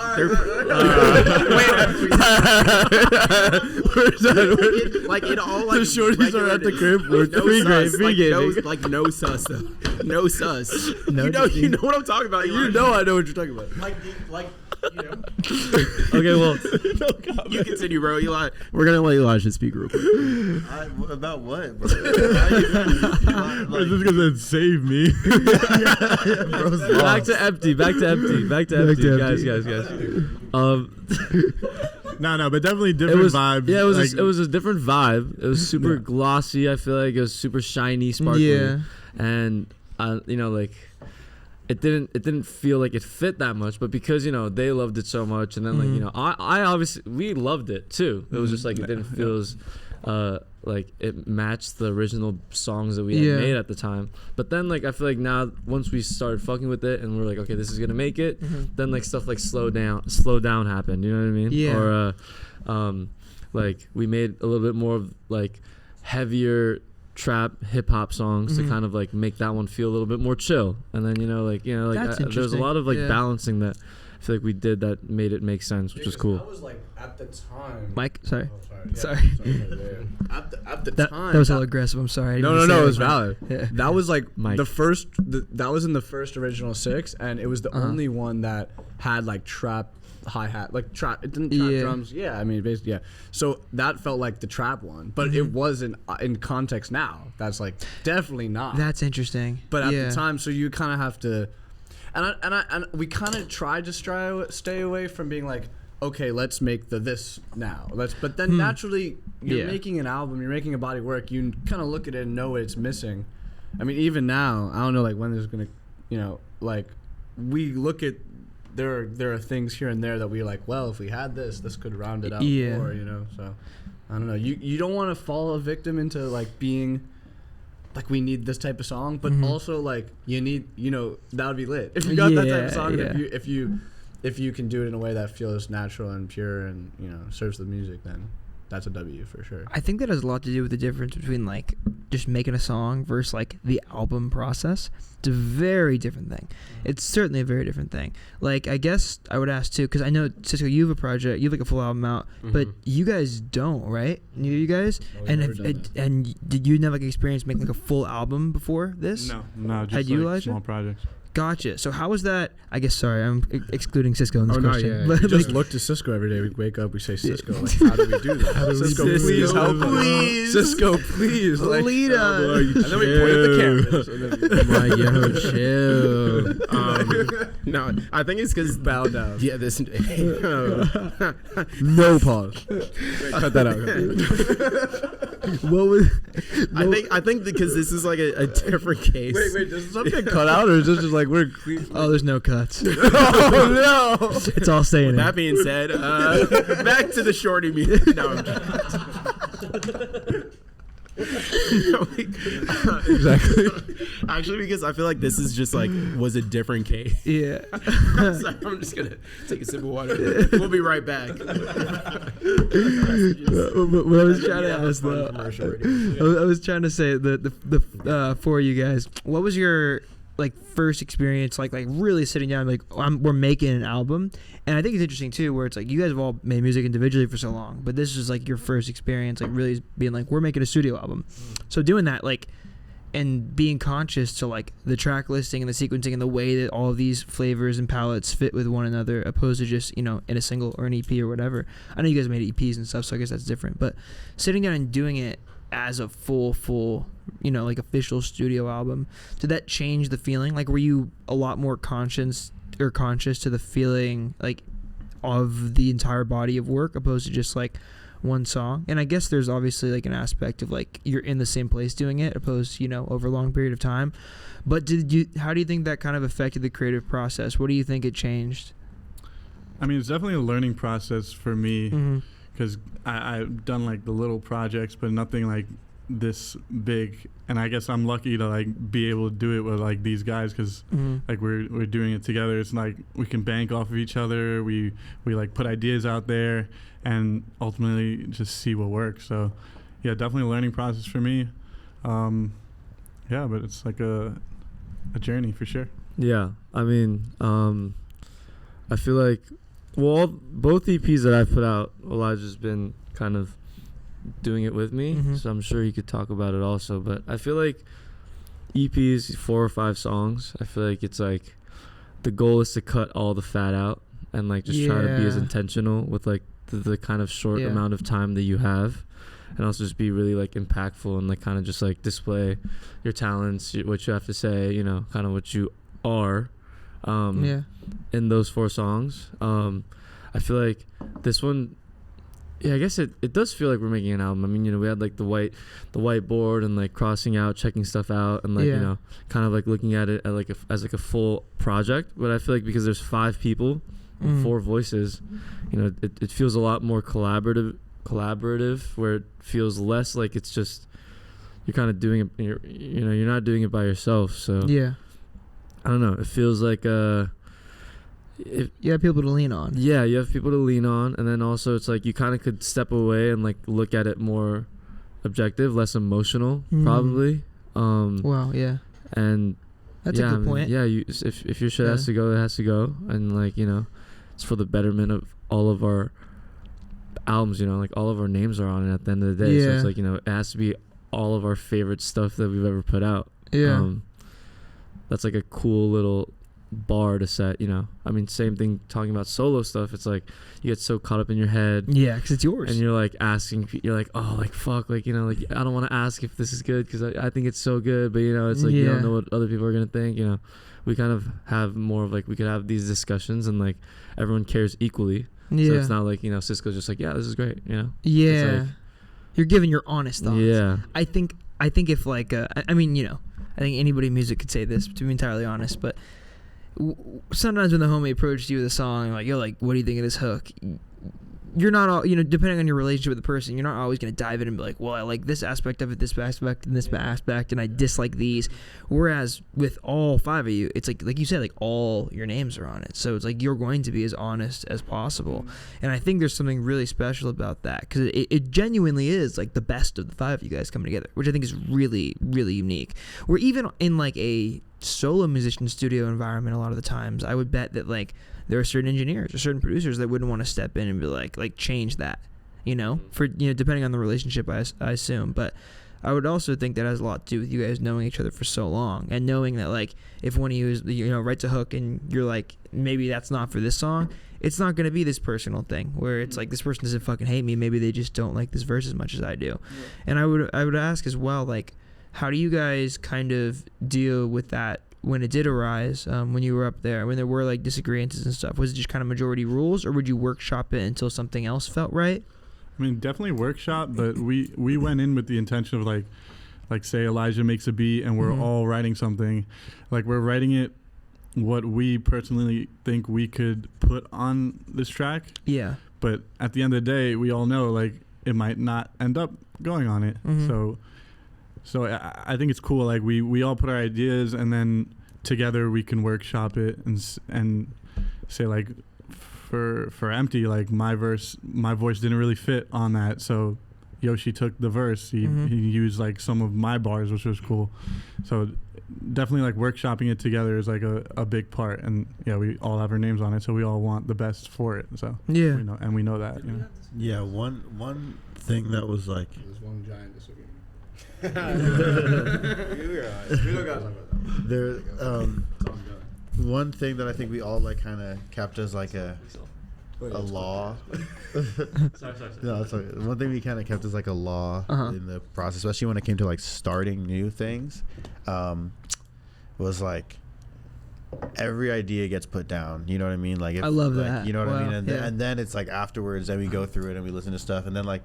If like one person is like, I really feel strongly about my idea, or like, you know what I mean, other people aren't feeling it or anything, then we like hear them out. We let, we'll like do it. They'll be like, oh, try it like this with this effect on it. Take out these instruments. You know what I mean? Like we try it all, and then it's like, if we're all still feeling that way, then it'll get taken off. Or if it's like, oh, it's actually kind of cool, then it's like sick. Like thank God we tried that. You know what I mean? Like, yeah. So. Damn, I love that rule. That's really cool. Like everything gets laid down no matter what. Because you're right? Yeah. Like and it's still just it's very much like a. Like we're experimenting in the process of making the song. We're experimenting, and then once all the things are recorded, then we actually start like making what is the song. Yeah. I think that's one of the, because as a solo artist, I don't think that makes sense. Like totally kind of track on top. Like there's a loop, and the song isn't a loop, but there is this loop, and then we track all of our ideas, but Elijah just for each, it's just like we'll track on top of each other or whatever, like, and then it's like then we kind of like take a step back and we're like, okay, let's figure out the arrangement, and then it's like, okay, we'll try this and that and whatever, and it's I don't know, I don't think you wouldn't track like a chorus and a verse on top as a solo. It just doesn't make any sense. You would just write the song, but because you don't know what everyone else is gonna do, and you don't know until you hear it, so then it's like that's the best part. You have like all these crazy ideas, and then you get to like Picasso ass a fucking song together. Yeah. It's like that's sick. And I remember like Just Ask Me, which is like one of the tracks. Cisco I think tracked his thing last. And it was like not a last minute, but it was like he went last. The song was basically like kind of close to done. And then we were like, oh, like let's just put that at the front. And then it completely like changed. Yeah. You've been hearing a song in a way for like an hour that the beat's been looping. And then now the song starts with no beat. It starts with like piano and like singing. And then you're just like, oh shit, like this is so different. So I think that's probably the most unique thing about being in the group and making music that way. Like I think it's, yeah. And what you were saying about like getting into disputes and things, I feel like that's always gonna happen. It should. It should. Yeah. But also it's like, it would be like, oh, like someone might do something, we'll be like, nah, more energy, try that. Or Yoshi might be like, nah, you should do that first, like more chill. Or stuff like that, which I think is cool. But usually for the most part, because it's like 5 of us, and we're all like, we all have respectfully fire music tastes. Like I don't think we would be capable of like all together making a trash song. I feel like that would be like we would all have to like be Tina is trash. But still, like I'll Tina's listen like, to that, Tina's like, I'll be like, yo, this is like this is jokes. Yeah, that's why. But yeah, I feel like it works. That's the fire part of it. Like even if like one thing arises like, oh, we shouldn't do that, or I'm like, no, we should do that. It's the dichotomy of I don't know what to say after that. I just wanted to say dichotomy. Can't even lie. As hard as a bar. Yeah, you feel me? But I think those disputes are supernatural. I think you really like. I feel like they're a testament to how much you care. I think it's really important. I don't know. I'm not fighting for shit that I don't care about. Like, I don't think anybody does. I think if you fight for an idea, it means you really care about it. And I think there's something beautiful about that. And I do think there's also a reality where it's like maybe you really love an idea, but it hasn't been fully fleshed out. And then like somebody else in the group can come, and when they put their spin on it, when they add an effect or whatever, maybe they just double it or something, and like it gives it a fully new dynamic. And then that idea is like brought to light in a way that like sounds like Whatmore, which I think is a really, really cool dynamic. I think also going back to just the friend thing. Yeah. It's like we can, like, not that you ever want to dispute or have a fight, or not. It's not a fight. We're just Why talking. would you grab the mic just to not use the mic? Well, I'm right here, bro. No, you're good. Bro, I'm just not trying to be up on the mic. Look at the fight. It's Insu fight, friend. Here we go. Perfect timing. Bro, I'm just mad nonchalant. I'm just like, it was like right here. That was. It was like here. Cisco earlier was talking like this, bro. And he was like, yeah, it was one. And you didn't say anything. I've been chilling. No cuts, guys. No cuts. I feel like it's all right. Anyway, it's Indy. He's mad nonchalant. Yo, I'm just being nonchalant. Anyway, you can have a fight. You can have a fight. Now my game got cooked. Sorry, guys. Sorry. But yeah, like you can have clear, like you can, like me and Yoshi, I feel like, we're just, as you're seeing now, we'll just get into it in a way like, I mean, I think it's healthy. Like, I think it is healthy. Like, you have to fight for what you want. Yeah. But it's like, I know that it's kind of like ball. Like, it's like, you could talk shit, you could whatever. But once the game's over, it's like, it's all love, And I think like we might just, you get into it and really like, get fucking passionate about this shit because I care. And then afterwards, it's like, word, like that's all good. This is hella off topic, but does everybody in New York call basketball ball? Because I've never heard that from anybody else. I would never say you trying to play basketball. I would say you trying to hoop. That's like we say hoop. You say hoop, but okay. more often we say ball. You trying to ball? Us, when we say we're trying to ball, like there's only one. Also, ball, you guys have 5, which is huge. Yeah, we're a basketball. You guys are literally a basketball team. Yeah. The fine. Elijah, crazy. Call out our positions. Is this your 5? Like this your 5? Yeah. He's starting 5. You guys run it? I'll call out center. Elijah knows Seb's center. Wait, and call out the NBA counterpart too. Like what? Oh, that I don't know the name of the positions, but Elijah knows. I feel like if you were a 5, they call me Jokic. He'd be like a Dirk 5, I would say. He could be. Yeah. Don't talk to me. Don't talk to me. My favorite. All right, Elijah. No, Elijah's the best at this. I feel like Elijah knows the positions the best. Well, I would have to put. I mean, I would switch around, but I see. The thing is, I wouldn't in real. I don't know, but I would. I guess I would say just easily Jackson at the 1, Yoshi at the 2. Yeah, Yoshi at the 2. Or me at the 2. I think you would. Yeah. Me at the 2. Yeah, Yoshi. he's like this sounds crazy, but he's kind of the Draymond. Okay, yeah. Like not the off the court. Pat Honestly, Bev. the off the court, the antics too. He's the Draymond, but on the court, he kind of does it all. He's the chameleon. Like he kind of and the mid range for Dave. Yeah. I love the fact that you guys aren't Warriors fans and you just said that. That's so great. Continue, Elijah. Yeah. So then Yoshi at the 3, Cisco at the 4, and Seb at the 5. Okay, I like it. What Yeah. are the comps? I'm the point forward. Ah, Yeah, You know, that's what I was gonna 'cause, say. Like yeah, I would want Like a Cisco taking Giannis the ball vibe, up or top. what? Like give me the ball. give him the rock, bro. Give me the ball real quick. Your best passer, you said? Yeah. I'm gonna shoot first point guard for sure. Okay, for sure. For sure. You're like a Kevin Love like spot shooter. I honestly say I'm better off to dribble. Like I'm not like crazy. I'm not saying JJ Redick vibes. No, I'm not. Like I have more than just the classic like white boy shooter who can't do Okay. anything else. I have a little bit more of a bag, but I am the white boy shooter who can't do anything else. But like, I would say I'm probably like. I would say like I'm not obviously crazy comparison, but I feel like Jason Tatum, even though I don't love his game, but like kind of like I do a lot of ISO. I'm kind of a burger guy. Okay. So my bad. But, you know, We're like, all kind of but I'm a burgers bucket. sometimes. I'm a bucket. Yeah. He's a hack, you know. Yeah, I'm a bag. What are the rest of the Heck. player comps? He's kind of like KD, but he can't shoot. No, I would say like I'm like Paul. I'm like Pete. Nah, He's a slasher. Like when you're kind of like Yeah. Braun, bro. You're kind of like LeBron. I am LeBron. like you're not the best I am shooter, LeBron. but like like he's a better. great Horrible driver. shooting. Yeah, It's horrible shooting being from nice. anywhere. I was being nice. I don't think LeBron's like a horrible shooter. Yeah, Yeah, he we got can- better I over don't know. Cisco is horrible. Yeah. We could actually relax. No, he's fucking Ben Simmons. Yeah, Okay. I'm Ben when he was like nice. It's a bucket, yeah. Like when he was. 76ers good era Ben Simmons. Yeah, we're gonna say that. We're gonna say that.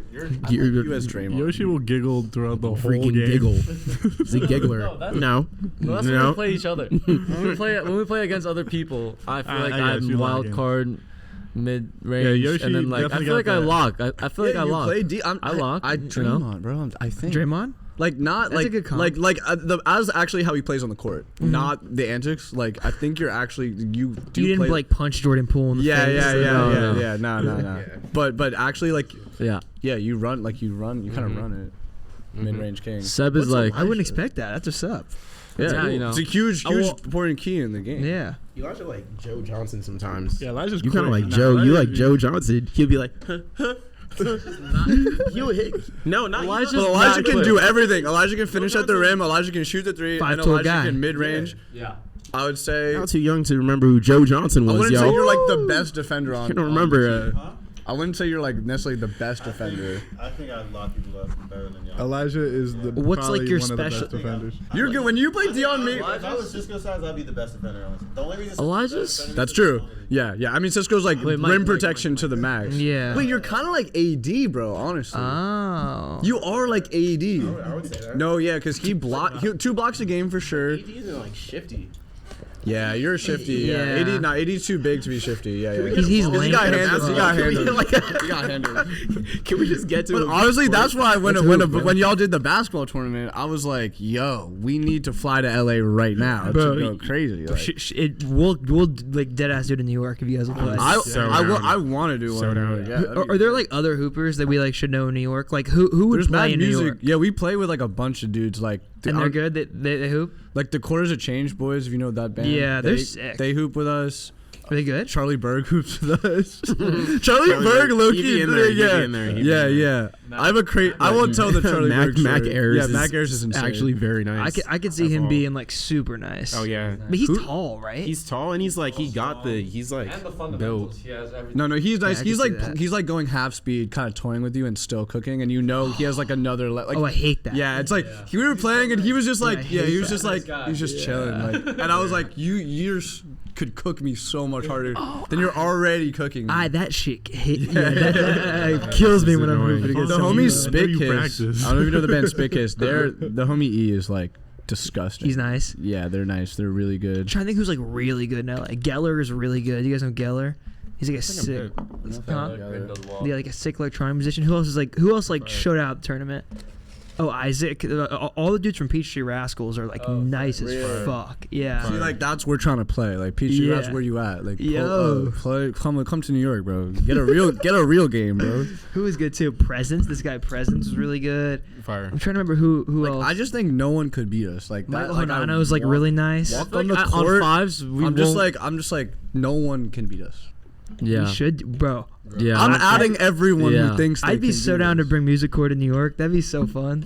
Yeah, we definitely. There's a lot of people who would be so down. Like, yeah. Who else do we play with? I feel like we play with other people that aren't like they're like around, like like Tyler, like Tyler Raven, photographer, videographers. Like they're all. Sick. Yeah, I mean, I feel like we can't think of it right now because it's like winter time in New York, so it's so cold. Like we haven't really played. That's an inherent disadvantage. And we're not exactly. It's the off season, and like people that fuck with playing, like they'll go play indoor, but like we don't really like we pull up in these outfits and play very seriously and like intensely, but we've never done a let's all pool money and do a night at the Y. I feel like we've never really done that. There's some homies that do that down here. I've always wanted to do that. I've never done it either. Yeah. But like it's pretty cheap. It's not that expensive. I just feel like it's like a whole thing. It is a whole thing for sure. I feel like it's a whole thing to bring shoes, bring a change of clothes and stuff like that. It's like I would rather just like lock it in like this. Oh yeah. The time. Yeah. No, I mean we're good, but we should have cut it too close. Okay. We just haven't. What time do you guys have to go? We have to go. Where are we going? We have to be in Beverly Hills. By what time? 3. Okay, for sure. No, we're good. Okay, cool. Right? Yeah. Like you would know more. I'd give yourself a cool decent like 40. 40. Yeah. So if you want to be there between 20, yes. Yeah, we'll start heading towards wrapping it up then. Okay. The ball section took. Yeah. No. I didn't mean to like. No, you're good. Yeah. You're good. I don't want you guys to be late. Yeah. One thing I wanted to ask you too. I mean, it's kind of cool on this note too, but being so centric in New York and obviously that being home for all you guys in a different capacity and being so close to your heart. What do you think are the biggest lessons the city's taught you, like musically and non-musically? What do you think are the biggest things that you've learned from it, and that the parts of your character that have been super shaped by it? I feel like just kids that have grown up in like the public school system in New York City just grow up to have very independent minds. Like I started walking to school, taking the train at like 12 years old. So it's like you have to learn how to like get around and like being safe at the same time. So it's like, of course, we just become very independent. I feel like no offense to like the suburb kids out there, but like we were outside like very much. Like in high school too, it's just like after school we're out to like we're chilling in like Central Park and stuff. So it's like we just learn like these tips and tricks about the city just to get around. And people smart is what I always call it. Yeah, it's sure. different people than street smart. Yeah, it's like how you communicate with folks and how you talk to them and how your read on people as well in your personal life and your public life. For sure. I think that largely comes from just like being outside and being in different places and being in different environments for sure. That's always been like the way that I describe it, is like people smart. What about the rest of you guys? What do you think are the biggest things you've learned from New York? Yeah, let's go around, Elijah. I don't know what to say right now. Yeah, come back to me. Okay. All right. I like to say like, I think Seb. Yeah, I like to say like you never know who you're sitting next to. That's interesting. Yeah. You never know. Like I think, and maybe this, like my mom's from the Bronx, and like a lot of her family is from New York, and she's like the classic like Jackson, a cup of coffee, like she's gonna hate, like if she won't see this, but if she did, she would. That video you did of your mom, dude. Yeah. Well, there was the two of them, but the first one that you did for 23. Yeah. That's one of my favorite videos on the internet. Like I reference that thing so often. It means a lot. Yeah. It's amazing, dude. Thank you. Yeah. I meant to bring it up earlier, but yeah, that's like one of my favorite things in the world. That means a lot, bro. Of course, yeah. Yeah. I mean, I love my mom so much. Yeah, it's such a great video. But she's very. I don't know, but she kind of taught me that early on, like you never like on some like be nice to everyone, just trying to teach like a common thing. But I think it is in New York, like, and I catch myself falling. You're sitting on the subway next to someone, and you're like I don't know, not that everyone does this in life, like not to like judge or like whatever, but it's like, and it's like you're at the party and so whatever, and it's like that's the person who is like like doing the cool. I just feel like you never know who you're talking to. I don't know. You're like, and I People feel have like, a very like centralized demeanor almost. yeah, like I just the city just reminds me so often that it's like I don't want to be corny, but it's like that it's flowing and evolving, and like I think that's one thing about New York. It's like you get on the subway, you walk to places, like you're constantly interacting. You can't not interact with people. It's like kind of impossible. So you naturally just run into these characters. Yes. And you don't know you don't know where they come, you don't know anything. And I think, back to like kind of what my mom was trying to instill in me, just like be nice to everyone, show love to everyone. Like, and I've just met so many people. At the same time, I mean, you don't know who you're sitting next to. Exactly. It could be like a serial it's killer. Obviously, like, totally. You gotta have those both but it's kind of, you sides gotta like, just kind of like roll with the punches and like, I don't know, I just, there's I don't know, it just reminds me like, just literally just, but be nice to everyone. But you just never know what it's going to throw at you that day. And I feel like that makes you like, interesting, like be this kind of bring it back to jazz, improvisation. But like genuinely, like, jazz. What you just said, I think too, is so interesting. I don't know how much time you guys all spent in LA individually, but I've realized here, like, you can really easily do the opposite of what you just said. Like, whereas in New York, like you said, like, in your day-to-day life, it's quite literally pretty much impossible to, like, avoid everybody. You can do that in LA. Like, you can very, very easily in LA just not interact with anybody ever. Almost like you're just growing up in, like, a suburb. Because, I mean, like, for example, where we are right now, this is, like, a suburb of LA. So it's, like, it's so spread out. And it's so, like, divided into these, like, different cities and different parts and stuff that, like, you can just remain in Echo Park or Silver Lake or, you know, West Hollywood or Santa Monica or the Valley or wherever you are. And that's, like, a world in itself, which I'm going to be honest, I don't love, just because it doesn't really feel like you live in a city. That's one thing. I've only been in New York a few times, but that's one thing I've always really loved about New York is, like, it all feels like one piece. Maybe that's because I'm an outsider. I'm sure it doesn't feel like that to you guys as much, but I feel like anywhere in the city, like, there's those communities. So, like, you're walking on the avenue and, like, you see these faces all the time, you know? Yeah. So it's like, or like the dude at the deli, like you just, like, start to, like become familiar with, like, your neighborhood, which I think is something really special. Like, yeah, that is very special. Mm-hmm. What do you think, Sco? What do you think's the? I just think I'd try and go with the flow. Just being from New York and being able to adapt, you know, just because it's. I mean, we all said it's constantly changing and evolving. Just a bustling city, which I feel like we incorporate into the music we make and who we are as people. Just like, oh, you're running late somewhere and none of the trains are working. Like, how am I gonna get across town in like 25 minutes? It's the same thing, like, musically. I feel like I'm always trying to, you know, figure out routes and ways of not just, you know, getting there how you might supposed to get somewhere or make something. Just, you know, just adjusting and being cool in the heat of the kitchen, like, varied situations. Yeah, literally. Yeah. Amazing. I would say, like, probably, it's like no one really gives a fuck. Like, you know, like, you could do, like, the coolest thing. You could do, like, you know, you could be Jay-Z playing Barclays, and on the train you're like, the person doesn't even know who he is. I always found it funny. It's like What's her name? MTA has a sign that I always see everywhere. They probably it's still around, like, growing up. It says "See something, say something." Like, like, New Yorkers really mind their business that much. MTA's gotta be like, if you see something, like, tell someone. Right, because you see some shit, you're just like, yo, put your head down. Yeah, you mind your own business. I mean, keep it moving. Yeah. If you see a murder, like, you should not tell anybody about that. Exactly. Also, I know that we're close to finishing, but I need to go to the bathroom so bad. Oh, go, Can I run out over the bathroom real quick? Go for it, bro. I'm, like, dying over here. This is so long. Elijah?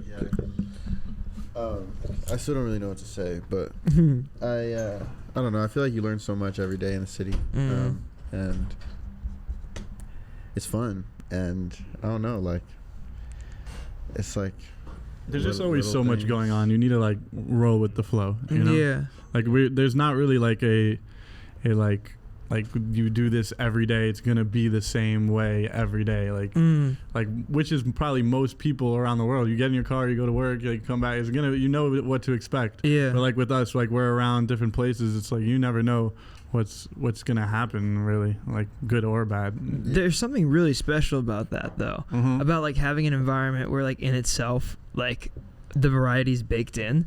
That's really cool. Yeah. Oh, excuse me. That's really cool because like I think in a lot of cities that doesn't exist, especially in like slower cities, suburban cities and stuff. And I think like I would guess like that is certainly a product of the pace. I mean, as an outsider, I feel like I've never worked in New York or anything, but even I can feel the pace whenever I've been there.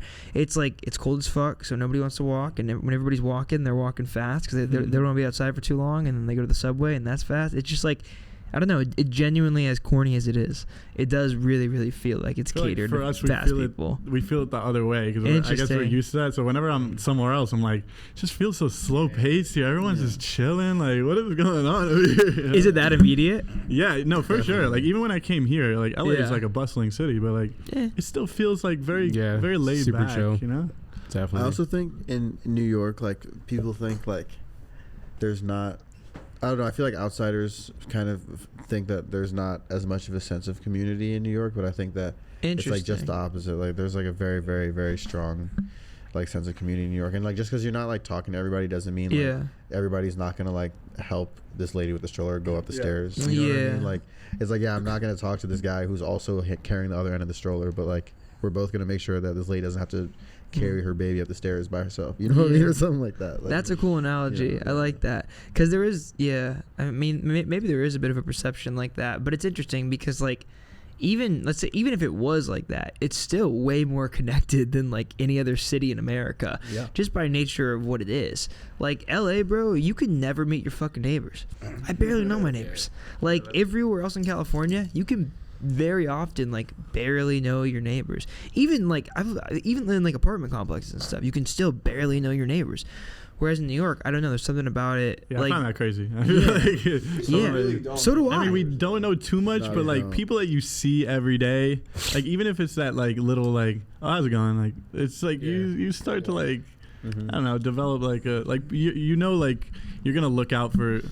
I feel like that's everywhere in the city. Like New Yorkers will like look out for each other. Like Elijah was saying, like we're gonna help the lady carry the stroller, even though we won't have any type of conversation. Like we do the right thing. Yeah. I resonate with what you said. Like whenever someone comes to New York, tourists I'm talking to or family, they say that they're like, there's no sense of community, or like not they don't say it like that, but they feel like they don't really understand that.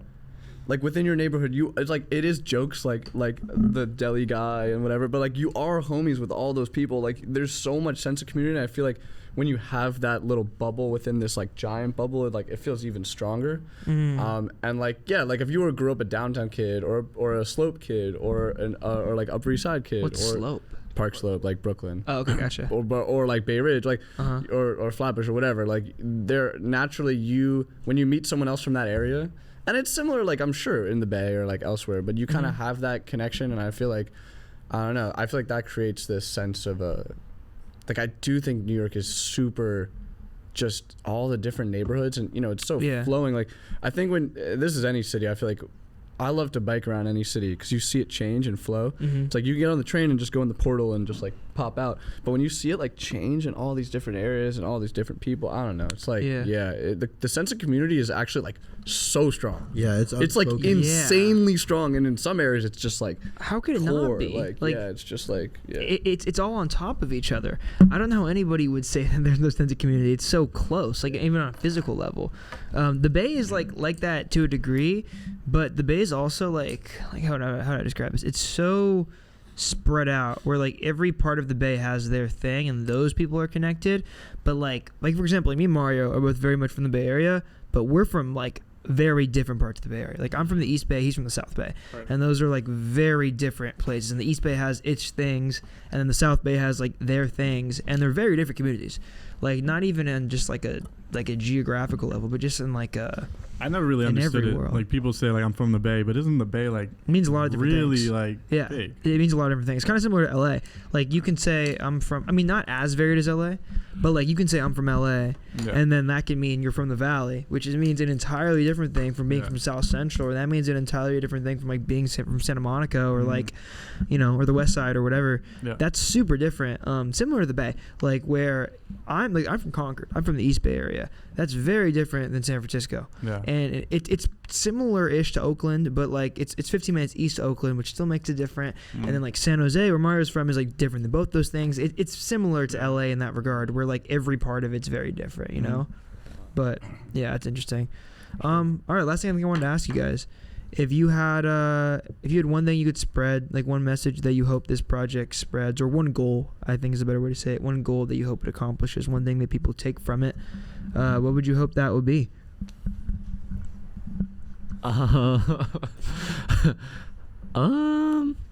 Probably just I don't know, inspire people to want to do the same thing. Yeah, I feel like someone had to do that for all of us to be where we are now, you know, and that shit was really important. So Yeah. if we could be that for somebody else, or for, you know, not even just one person, like, you know, for whoever, you know, I think that's like us doing our job. Yeah. And just pushing this thing that we love so much forwards, you know, like just pushing music forwards and helping people fall in love with it, I guess. It's like resonating with the music. Like I feel like we mess with the music. We think it's sick. So like hopefully other people will feel that way. Like when we did the show, like we felt like people really mess with the music. So we were saying like what if like these people actually knew the music? They were singing the lyrics with us. Like that's like a dream. Yeah. Yeah, I it's think really cool. the goal is to make cool music and to tell people that we're fire, and to go outside and get into nature and make your own discoveries. Hard body. And just have a good time and just spread good, happy, good vibes. You know, because that's what we are. Yeah, it's like in Ratatouille. Like we're exactly like Ratatouille. Yeah, Remy. That's like the theme. Anyone could cook. It's like Anyone could cook. That's like our That's a bar. interview with Whatmore. Anyone could cook. You know what? Yeah, let's do it. That's the thumbnail. Anyone can cook. Or I wrote down, what was the thing that what was the quote you said? Of it was I can't write because I can't. The Pharrell one. Oh yeah, like Pharrell run with a one. bunch of sprinters and you're like. that's a good run one faster, too. yeah. Yeah. I feel like just go do like dope shit with your friends, with your homies. I feel like that is the core of this. And then like in New York, sure, but like, yeah, just go. Like I don't know. Yoshi said it. Like we would not be here without the people that we fuck with, and like I don't know. It hasn't happened. You know, like whenever someone has come up to me and been like, "This was crazy," like it low-key inspired me to do this or whatever. Like that is just like insane to me because like I've been there. You know, like this, another quote is like be someone's mood board or some shit. Like, but I don't know about that. But like, yeah, just go do dope shit with your friends. I feel like. Yeah. I hope people hear this and want to do that. So yeah. Fuck yeah, dude. What more? Thanks, guys. Hell yeah. Appreciate it. Was this the first interview you guys have done? like yeah. Damn. High key. That- High key. That's an honor. Let's go. Fuck yeah. Thank you so much. Thank you guys. Appreciate y'all for real. Appreciate it. Great question. Dude, thanks, man. Appreciate you guys. The project's super sick. I really love and feel like, I mean, I'm a fan of a lot of you guys individually, but it's cool to see a bunch of the minds come together on this project, and I think it comes together in a way that's not only seamless, but it feels like the coolest parts of a lot of you guys, which I think is something that's very rare and really sick. And yeah, it just feels like a sick movement, and I'm happy for you guys and excited to see what happens. Thanks, Yeah. Let them know where they could find you. I don't know if you have a date for the project or not. If you want to say that, go ahead. Where they can follow you and stream it and everything. It's like Whatmore on social media with 4 E's, I think. Right now, trying to get the OG Whatmore, but yeah, if you Yeah, type if you it put in, in Whatmore and socials, you'll see find it. us. Yeah, dropping music very soon, within the next couple of soon. Fuck yeah. Yeah. Soons. Yeah. Next couple of soons. Next couple of soons. Just a few more soons. Just a couple more soons. But yeah, we're excited about the music. Fuck yeah. Yeah. Hell yeah. Yeah, bro. Thanks, guys. Appreciate y'all. Fuck you. Hell yeah. So lit. Music matters.